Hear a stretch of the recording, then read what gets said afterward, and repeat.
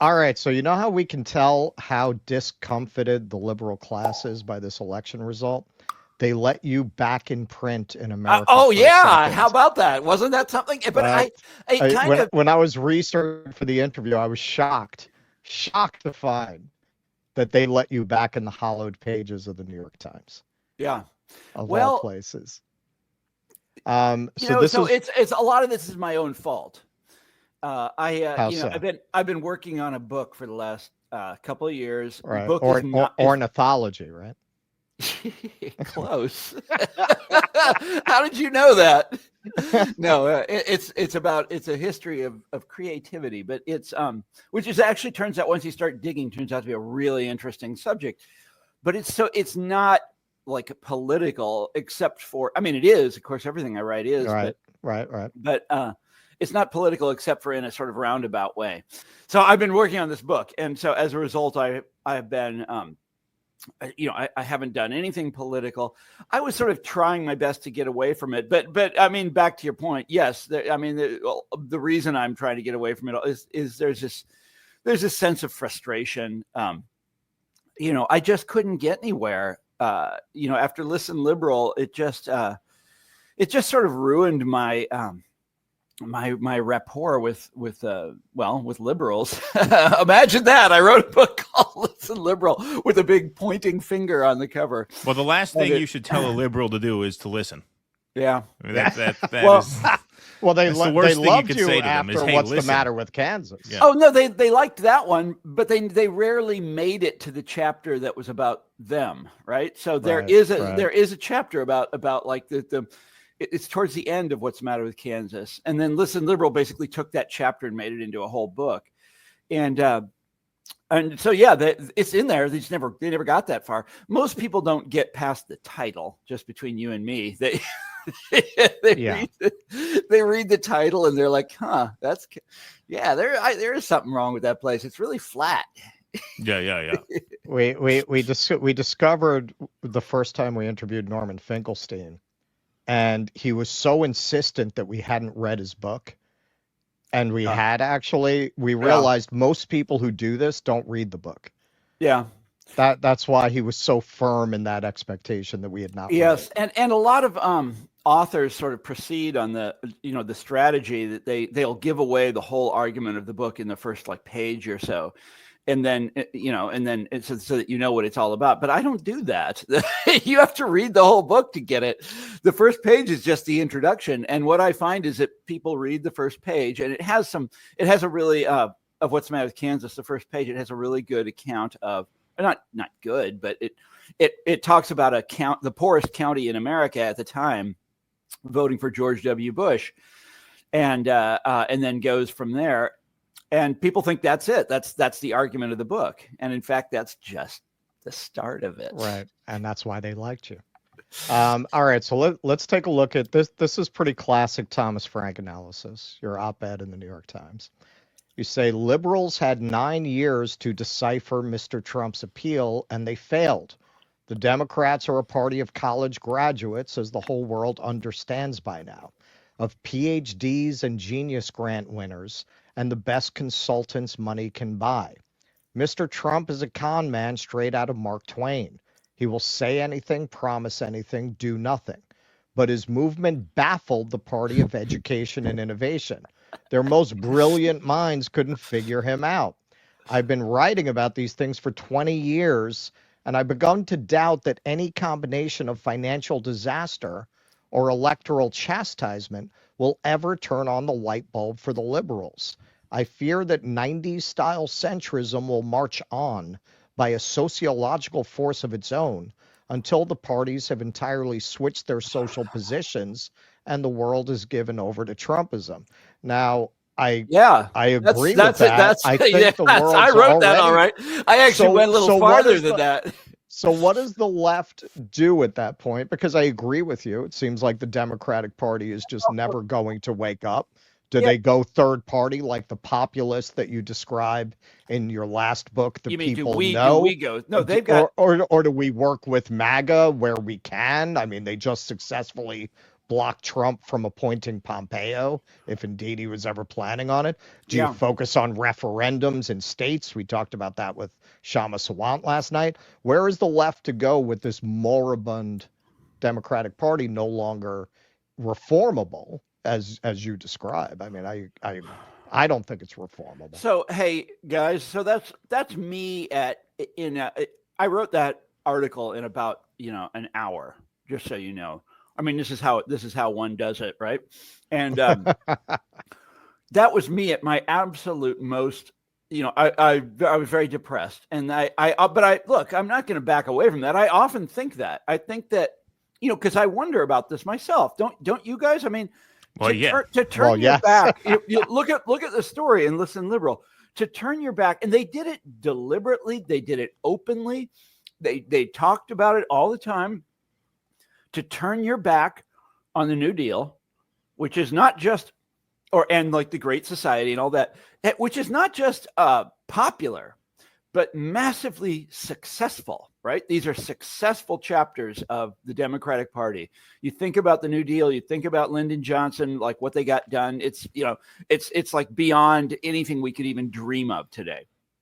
Right. And to turn your back on all that because you have this vision of futureness and the social class that you believe is connected to futureness, which is just a poisonous idea.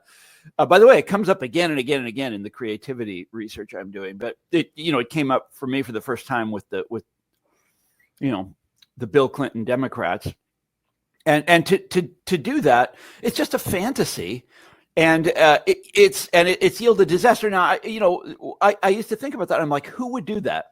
That is impossible as a historical explanation, or as any kind of, no social scientist would accept that someone would, shoot themselves like that. Who would do that? It's nobody damages themselves like that. And it became one of these mysteries of my life. Why would anyone do that? And I think, and they did it, right? So to end the story, to come to the end, yes, they did it. They did it deliberately. They continue to do it. They can't see any other way to run the Democratic Party because it makes too much. The term I wanted to use is it makes too much pundit sense. It makes this vision that they have is too attractive to a certain kind of person. It's too flattering. Right. It's so flattering to a certain kind of person that they don't want to give it up. They want it to work, and they're going to stick with it no matter what. And you will have to pry the party away from them. And there's no can that be done though? Did you guys go to their convention? You guys go to the Democratic? Well, we went to the Free Palestine protest. We weren't on the floor. Yeah. Oh, okay. So I was on the floor. 5 days of the protests. Yeah. Oh, so I might have seen you there. I went to the protest too, but I wrote every day. Yeah. You might have thrown a brick at me. Yeah. I wrote about him for a French newspaper. That's like I was like I couldn't get anybody to. Well, who cares? So yes, I did write about all that for a French newspaper, but there was no dissent at the convention. If you do it, look, in the past, we know that parties are contested things. And this has just happened in our lifetime. We've seen the Democratic Party captured by one faction. And we've seen other factions go down to defeat, not just Bernie and company, but back in the 70s and in the 80s. And it can be done. It can be done. It's really, really hard. And I've never met anybody that's got a plan for doing it or like a realistic scheme for doing it. If I ever meet somebody like that, I'll let you guys know. Okay. Well, the thing about this is now you have, up. now you have such momentum on the other side. I mean, Democrats won amongst voters making over $100,000 a year this time. We're there. The only We've arrived. demographic that they actually won. That was the only one. They lost voters making between 50 and 100, and they lost voters making under 50. Now, when you look at this election and you look at the electoral map and you look at Trump's victory in the popular vote, you look and you say, wow, that's a landslide. How unviable is that strategy? And they were thinking maybe they can squeak out with those numbers. And, they didn't come as far as a lot of people think they came. I mean, they were within 1.5 in Michigan. They were within 1.5 in Wisconsin, and they were within a couple points in Pennsylvania. But if I could just finish this one thing, because I think this is an important thing. What this strategy for theirs does not account for is the Republicans' ability to scoop those voters up. And that's why they didn't get away with it. If the Republican turnout were depressed, if the Republicans had some stiff like a Mitt Romney running against them, this strategy may have worked. But they didn't. They had a guy in Donald Trump, and they had this sort of podcast sphere, this sort of very sort of ascendant new media that was able to boost turnout on their side, and it was no match for them. So they actually came fairly close to getting away with it. But what they don't account for is that disaffection can be mobilized by the right. And when that happens, then you're screwed. Then you can't beat them. Yes. And I think that's where we are now, unfortunately. Yeah. And I don't cry any tears for the Democratic Party. I care about the left more broadly than the Democratic Party. So just so you know, that's you just outlined the reason why they aren't going to change, because they will say to themselves, well, we almost did it. We came within a few points. And that's correct. And they really like being the party of the rich. Kamala outraised Trump massively, not 2-1, or was it 2-1? But we don't really know yet. But both Hillary and Biden, ever since this switch began, well, it goes back much farther than that. But it goes back to the Clinton years, even further. But they've been outraising the Republicans, and they like being the look. Do you remember when Harry Truman quit being president, when his term was up and he went home, he lived in Independence, Missouri, and he was not a wealthy man. Right. In fact, he was quite the opposite, and he had to famously carry in his own suitcases into the house. The house belonged to his wife's mother. That's where he went after he was done being president, because he didn't own a house, and he had no pension. Right. And it was so embarrassing to the country that that Congress went and voted a pension for retired presidents, because he had nothing. But that was the Democratic Party. And, nobody wants to be that party. They want to be the party that, have you been to, I don't know if you've been to Chicago. Where are you guys located? We're in New York. We're in New York. Yeah. Okay. So if you go to Chicago, you can see the new Barack Obama library going up. And it's in a neighborhood that where I used to live in Hyde Park, and it's massive, it's gigantic. That's what they want.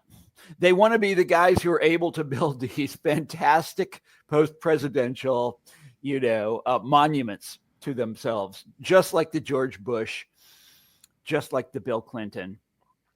That's what they want to be. They want to be that party, and that's the Republican Party of old, and they want to be that party. All right, so you said this. I want to show this for a second. I've used this to upset a lot of liberals over the years. You gave an interview with a French magazine after Hillary Clinton lost, and I want to show a little bit of what you said here about why the Democrats cannot acknowledge what they've become and what they've lost in the process. Which is that Democrats are now the party God, who is that guy? Prosperous people, and that Republicans, a party that I disagree with and in fact can't stand, that is filled with demagogues and charlatans and liars like Donald Trump, that the Republicans have managed to capture the votes of the Democratic Party's old constituents. This is incredibly painful for them, and they can't look it in the face. For them to admit that this is happening would mean for them to go back to their own triumph, the triumph of Hillary's generation, the triumph of Hillary's social class, and to say that was all a mistake. Yeah, that's a good point. There's a generational aspect to it. Yeah. That guy's good. That guy's good. He is. He's right on. I don't know about his glasses. Now it's even more absurd, because at the time that you were doing that interview, it was really about the white working class, right?